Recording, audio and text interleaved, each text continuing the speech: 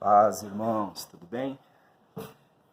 Queria compartilhar aqui com vocês uma mensagem rápida, vou tentar ser breve, em relação à questão do coronavírus. E o comportamento que nós, como discípulos de Jesus, como cristãos, nós devemos ter em relação a tudo isso. Porque a gente está aí num momento em que um fala uma coisa, outro fala outra coisa, né? Quem acha que tem que ter culto nas igrejas, defende essa ideia, fala mal de quem acha que não deve ter, e vice-versa. E a gente precisa sempre pautar as nossas decisões na palavra de Deus. Então a gente tem que ir na palavra e é por ela que nós devemos nos guiar. E aí a gente lembra, de alguns textos da palavra de Deus que falam sobre a nossa confiança em Deus. Por exemplo, lá em Salmo 91, fala que nós não seremos atingidos por pestes, por pragas, que 1000 vão cair de um lado, 10.000 do outro lado, mas a gente não vai ser atingido. Lá em Salmo 23 também fala que Deus ele vai nos guiar, ainda que seja no vale da sombra da morte, e a gente não vai sofrer nada com isso. Então a palavra tem muitas promessas sobre a proteção de Deus em relação a nós. A palavra de Deus tem muitas promessas em relação ao cuidado de Deus com a nossa vida. Mas, ao mesmo tempo, a gente precisa se lembrar de uma outra questão, E eu queria destacar aqui com vocês 7 pontos para a gente considerar nisso daí, tá? Além das promessas que Deus tem para as nossas vidas em relação à proteção, a Bíblia fala muitas outras coisas. E a gente precisa levar isso tudo em consideração. Então, o primeiro ponto que eu queria considerar com você é que você tem que levar em conta tudo que a Bíblia disse, não apenas aquilo que você concorda ou aquilo que você gosta. A palavra fala lá em 2 Timóteo 3, 16 e 17, que toda a Escritura é inspirada por Deus e útil para o ensino, para a repreensão, para a correção, para a instrução na justiça, para que o homem de Deus seja apto e plenamente preparado para toda boa obra. Quer dizer, não adianta a gente pegar esse texto ou aquele texto que interessa para a gente tem que analisar a palavra de Deus como um todo, para que a gente possa saber o que fazer em cada situação. O segundo ponto que eu queria que você pensasse um pouquinho, que você se lembrasse, você que é cristão, que crente, que cristão também fica doente. Por mais que isso pareça besteira, mas parece que tem gente hoje em dia que esqueceu disso, que servos de Deus também ficam doentes. Eu lembro de um livro chamado Generais de Deus, não sei quem já leu, quem não leu, leia, muito bom esse livro. Ele traz 12 biografias de grandes homens e mulheres que serviram a Deus um século atrás, um século e meio atrás. E alguns desses homens, eles, apesar de terem vivido uma vida extraordinária, terem curado multidões, homens que esvaziavam hospitais, para você ter uma ideia, homens que faziam milagres que a gente vê na palavra de Deus, como ressuscitar mortos, levantar os paralíticos, curar os cegos, tudo isso eles faziam. Mas que descuidaram da saúde e morreram doentes, apesar de terem vivido milagres extraordinários. Então, uma coisa para a gente lembrar é isso, que crente também fica doente. Para não ficar só nesse exemplo desses homens de Deus, vamos lá na palavra, em 2 Timóteo, capítulo 4, versículo 20, a palavra de Deus tem o seguinte, Erasto permaneceu em Corinto, Paulo escrevendo para Timóteo, mas deixei Trófimo doente em Mileto. Paulo deixou Trófimo doente em Mileto. Agora eu queria que você pensasse um pouquinho comigo, será que Paulo deixou Trófimo doente porque Paulo quis deixar ele doente? Será que o Trófimo, que também era um discípulo de Jesus, ele ficou doente porque ele não orou? Porque ele não pediu para Deus? Ou será que eles, apesar de serem homens extremamente tementes a Deus, usados por Deus, mesmo assim eles passaram por momentos de doença em que eles oraram e que não aconteceu nada, a cura não veio. Ao ponto de Paulo ter que deixar o Trófimo lá em Mileto e partir para outro lugar. Eles tentaram orar, tentaram curar a enfermidade, mas não deu certo. Então a gente precisa lembrar disso também, que crente também fica doente. Queria que você também lembrasse comigo lá do texto de 1 Timóteo 5, 23. Paulo fala o seguinte, esse é o terceiro ponto, que cuidar da saúde não é incredulidade, já que crente fica doente também. Paulo fala para Timóteo, não continue a beber somente água, tome também um pouco de vinho. Lembrando que vinho naquela época pode significar tanto o suco de uva quanto o suco de uva fermentado, Então era o vinho também. Por causa do seu estômago e das suas frequentes enfermidades.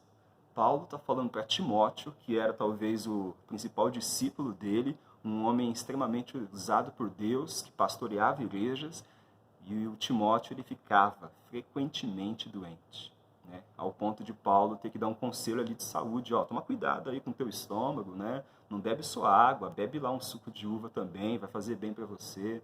Então, crente, por mais que seja cheio de fé, por mais que seja um homem ou uma mulher de Deus, também fica doente, né? E a gente precisa aprender a cuidar da nossa saúde. Quarto ponto que eu queria destacar aqui com você, né? Reconheça, aliás, que nem sempre a cura vem. Por mais que a gente queira, né, e você sabe, você que me conhece, sabe o quanto eu tenho falado esses últimos anos sobre cura. Sabe que eu creio realmente que Deus ele cura pessoas. Não apenas creio, mas eu sei disso, eu experimento isso na minha vida. Eu já vi Deus curando dezenas e dezenas de pessoas. Deus já usou a minha vida para curar muitas pessoas, né, de várias enfermidades. E você sabe, você que me conhece, sabe que eu creio nisso. Mas eu também tenho que reconhecer que muitas vezes eu orei e não aconteceu nada.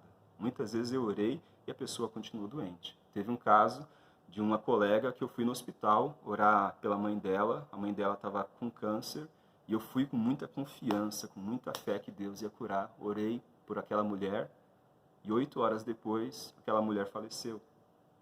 Então, eu orei por amigas da igreja que faleceram também.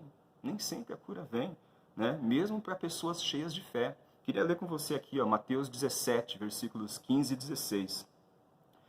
Jesus tinha ido orar no monte, né, da transfiguração com Pedro, Tiago e João, e aí ele desceu do monte depois de um tempo, e lá estavam os discípulos e um alvoroço no pé da montanha, né? E aí um homem, um pai, chega para Jesus e fala o seguinte, ó: Senhor, tem misericórdia do meu filho. Ele tem ataques e está sofrendo muito. Muitas vezes cai no fogo ou na água. Eu o trouxe aos seus discípulos, mas eles não puderam curá-lo. Os discípulos de Jesus, lembra que a gente está em Mateus 17, né? Seguindo aí uma ordem cronológica, os discípulos já tinham sido enviados para curar enfermos, para expulsar demônios, para curar leprosos, para pregar o reino de Deus. Eles tinham já feito missões, né, evangelismo, já tinham vivenciado muitos milagres. Eram homens que tinham fé, homens que tinham relacionamento com Deus, eram homens que viram coisas extraordinárias acontecerem. Mas mesmo assim, chegou um momento na vida deles que eles estavam lá diante de um menino que estava doente por conta de uma ação demoníaca, e aquele menino lá, ele se jogava no fogo, na água, ele se machucava, ele tinha ataques epiléticos, e os discípulos foram ajudar aquele menino e não conseguiram. Eles tentaram expulsar o demônio, mas não saiu, né? Então, não é porque eles não tinham fé, eles tinham fé, mas que nível de fé que nos torna infalíveis como Jesus? Então a gente precisa pensar um pouquinho nisso, a gente precisa reconhecer que por mais que a gente tenha fé, nós ainda não somos como o nosso mestre. E tem momentos que a gente ora e que realmente não acontece, a cura não vem, né? Então, que a gente leve isso em consideração. Um outro texto que fala sobre isso também, lá em Atos 9, versículo 36 e 37, diz o seguinte, ó: Em Jope havia uma discípula chamada Tabita, que em grego é Dorcas, que se dedicava a praticar boas obras e dar esmolas. Tabita era discípula e tinha boas obras, dava esmolas. Naqueles dias ela ficou doente e morreu. Você sabe a história, você sabe que depois Pedro foi até aquele lugar e Pedro ressuscitou a Tabita, ressuscitou a Dorcas. Mas imagina se Pedro não estivesse lá. Imagina se de repente fosse uma situação que Pedro não pudesse chegar até aquela menina, né? Horas depois da morte dela. Ela teria morrido mesmo. Então, aquela menina, apesar de ser discípula, apesar de estar no meio de outros discípulos de Jesus, eu tenho certeza que ela orou pedindo cura, eu tenho certeza que os irmãos que estavam ao redor dela oraram pedindo cura. Ela era uma pessoa excelente, uma excelente discípula, temente a Deus, amorosa, mas mesmo assim, a doença veio e ela morreu. Ela morreu, gente. O crente não é imune, né, à morte, o crente fica doente também. E a gente ora e muitas vezes a cura acontece, mas tem vezes que a gente ora e de fato não acontece. Quinto conselho aqui, né, quinto ponto que eu queria lembrar para você: cuida do santuário de Deus que é você. A Bíblia fala que Deus ele não habita em templos feitos por mãos humanas. não é naquela construção de paredes, de tijolo e cimento que Deus está. Deus está na igreja dele. Deus está em cada um de nós. Nós somos o templo, a habitação do Espírito Santo. E olha o que a palavra de Deus fala lá em 1 Coríntios 3,17. Se alguém destruir o santuário de Deus, Deus o destruirá. Pois o santuário de Deus, que são vocês, é sagrado. Né? O nosso corpo, a nossa vida é um templo, é um santuário para Deus. E Deus traz um alerta aqui muito sério. Se alguém destrói esse templo, Deus vai destruí-lo. Agora eu pergunto para você, será que você está cuidando bem desse templo, que é a tua vida? Você está cuidando bem dessa morada do Espírito Santo, que é você? Ou você está expondo ela aí ao perigo, né, desnecessário? E esse é o 6º ponto que eu queria trazer aqui para você. Lá em Lucas, capítulo 4, a gente tem um momento em que Jesus vai ao deserto, conduzido pelo Espírito Santo, logo depois do batismo dele, e Jesus ali é tentado pelo diabo. E lá em Lucas fala da terceira tentação, fala das 3 tentações, mas eu queria destacar a terceira tentação que o diabo trouxe na vida de Jesus ali. Eu queria ler aqui para você, ó. O diabo o levou a Jerusalém, colocou na parte mais alta do templo e lhe disse: se você é o Filho de Deus, jogue-se daqui para baixo.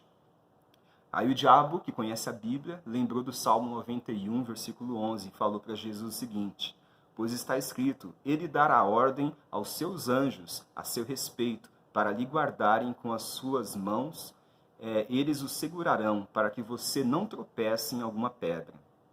Diabo citando a Bíblia, fora de contexto, para fazer Jesus se jogar do alto do templo.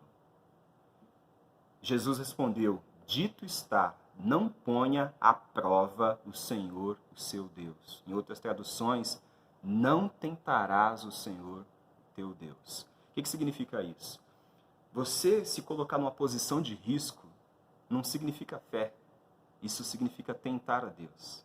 Se tem alguma coisa ali na frente que você sabe que aquilo vai te prejudicar, que aquilo vai trazer algum malefício ao templo do Espírito Santo, e você deliberadamente se coloca em risco porque você acha que Deus tem obrigação de mandar os anjos dele, de trazer a cura ou de te livrar, porque você está se colocando em risco, você está tentando a Deus. É isso que a palavra de Deus diz. Deus promete que vai nos guardar, promete, mas Deus não nos diz que a gente tem que se colocar em situação de risco desnecessariamente.